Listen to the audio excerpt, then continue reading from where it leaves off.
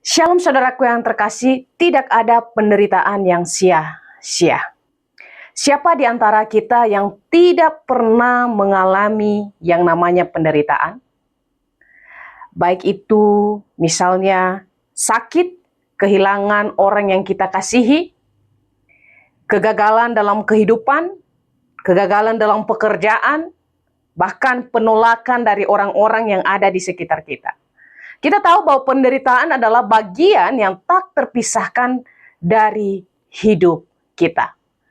Di dalam surat Paulus kepada jemaat Roma, di dalam Roma 8 ayat 28, beginilah firman Tuhan. Kita tahu sekarang bahwa Allah turut bekerja dalam segala sesuatu untuk mendatangkan kebaikan bagi mereka yang mengasihi Dia, yaitu bagi mereka yang terpanggil sesuai dengan rencana Allah. Saudara yang terkasih, jika kita melihat surat Roma ditulis oleh Rasul Paulus kepada jemaat di Roma yang menghadapi tekanan hidup luar biasa sebagai orang-orang percaya. Di tengah penderitaan itu, yaitu aniaya dan ketidakpastian, kata segala sesuatu mencakup segala hal yang terjadi dalam kehidupan kita, baik itu yang baik, baik itu yang buruk.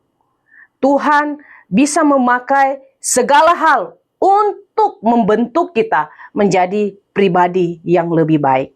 Di dalam penderitaan, kegagalan, bahkan air mata, itu bisa menjadi salah satu cara Tuhan untuk membentuk kita. Saudaraku, saat kita mengalami kegagalan, saat kita mengalami kekecewaan, ingatlah bahwa Tuhan bisa memakai itu untuk membentuk karakter kita. Mungkin saat ini kita tidak mengerti, kita tidak memahami, tapi satu hari nanti kita akan melihat bahwa itu bagian dari kasih Tuhan. Ketika kita mengalami sakit, secara fisik atau bahkan mungkin mental, kita bisa berpegang bahwa Tuhan tidak pernah jauh dalam kehidupan kita.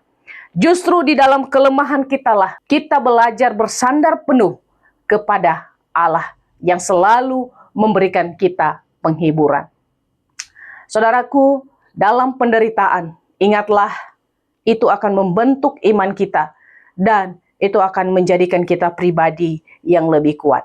Saudaraku yang terkasih, penderitaan tidak akan pernah sia-sia di tangan Allah yang penuh kasih. Mungkin hari ini kita tidak melihat jawabannya, tapi percayalah ada makna di balik luka, ada rencana di balik air mata. Hari ini Tuhan berkata bahwa Ia sedang membentuk saya dan saudara, bukan untuk menghukum kita.